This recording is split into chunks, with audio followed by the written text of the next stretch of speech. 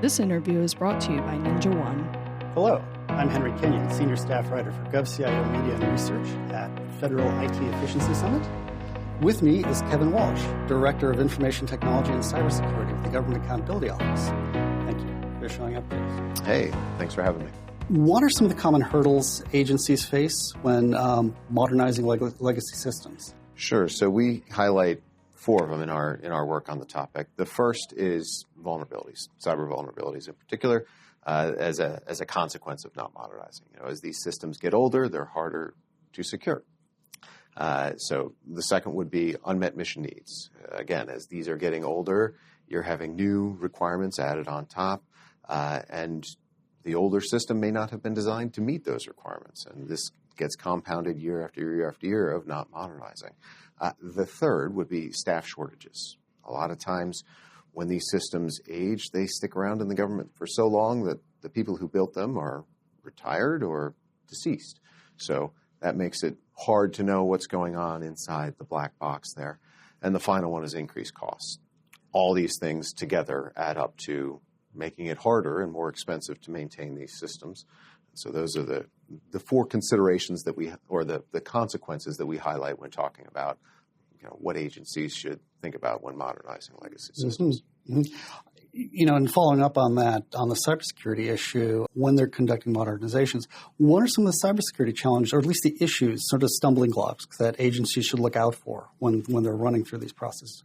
So the easy ones that you run into in the systems that are not quite as ancient would be, maybe they're not getting patched anymore. So you're seeing some cyber vulnerabilities crop up that you're not addressing, and that you have to find Band-Aids or other ways to really address.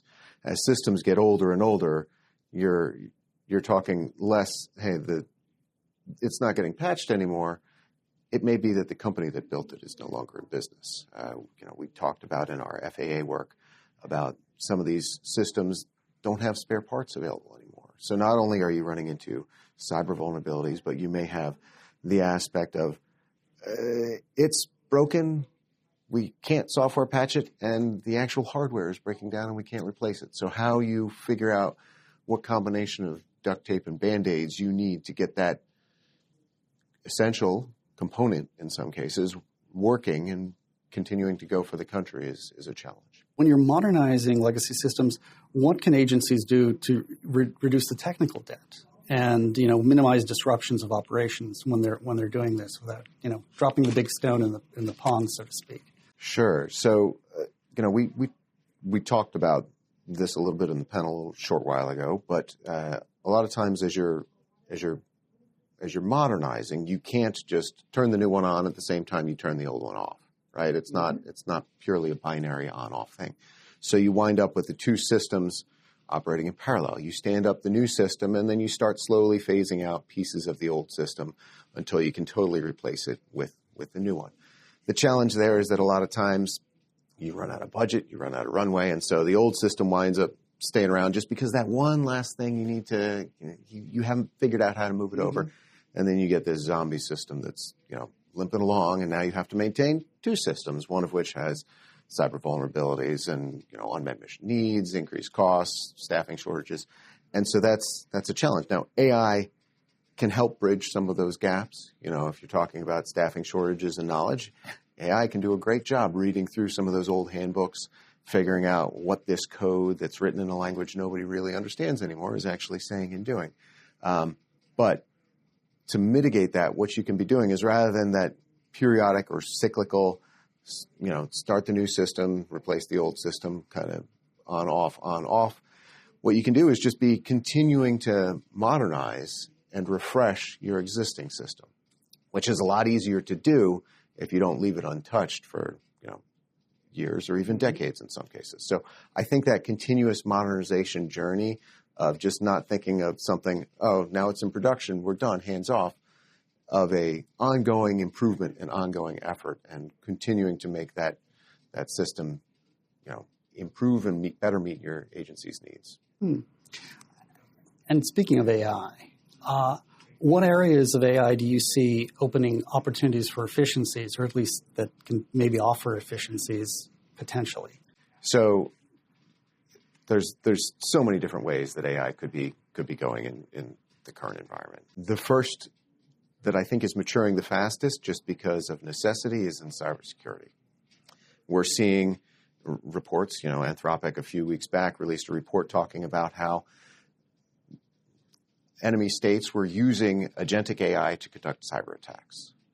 Now, to put that into more common terms, what that means is rather than just a bad guy at a computer, you have the equivalent of thousands of bad guys all simultaneously conducting attacks at the same time. So in historical, cybersecurity, the defender, would be, able to see things coming in and kind of react and flag things and figure out, okay, I need to focus here and then here. But this is machine speed. This is machine speed. And so you were almost forced to defend at that machine speed as well. And what that means is if the attackers are using it, the defenders also need to use it. So it's almost, we're being pressured into using AI, and we got to make sure that we have the right infrastructure set up for that. There are risks of using AI. You need to implement zero trust. You need to make sure that agentic AI that you're using to defend and flag things isn't going to go off and accidentally delete a production database. You need to make sure that you have oversight of that agentic AI. How do you oversee AI that's operating at machine speed? More AI. So how many layers of oversight do you need? Where do you actually get the human in the loop? So cybersecurity is operating at kind of a faster pace than I see AI operating elsewhere. There are other instances where the government has been using AI for years, though. If you've ever looked at a weather forecast, you've been using a form of AI, machine learning. The government's been using AI for that for literally decades. We also are seeing AI get very, very good at being a chatbot or interacting. If you think back even 5 or 6 years ago when you called up your credit card company, you could say a few keywords, balance or operator, my favorite one. But nowadays you can legitimately just describe out loud your problem. And that's due to the advances in generative AI and its understanding of how our language works. So I think translation, transcription, those are areas that are also coming along very quickly. And hopefully that improves the citizens and experience with the government, but we shall see. Thank you very much. Federal IT teams shouldn't need 5 consoles to secure one endpoint. Ninja One brings patching, remote access, monitoring, and endpoint management together. One platform, one agent, one unified view of every device across your agency. Deploy in less than 30 days with operator proficiency in less than 10 days. Built to consolidate your tech stack, cut busy work, and give your teams back the hours they're losing to tool sprawl. Experience unified IT operations to simplify work. Learn more at ninjaone.com/government.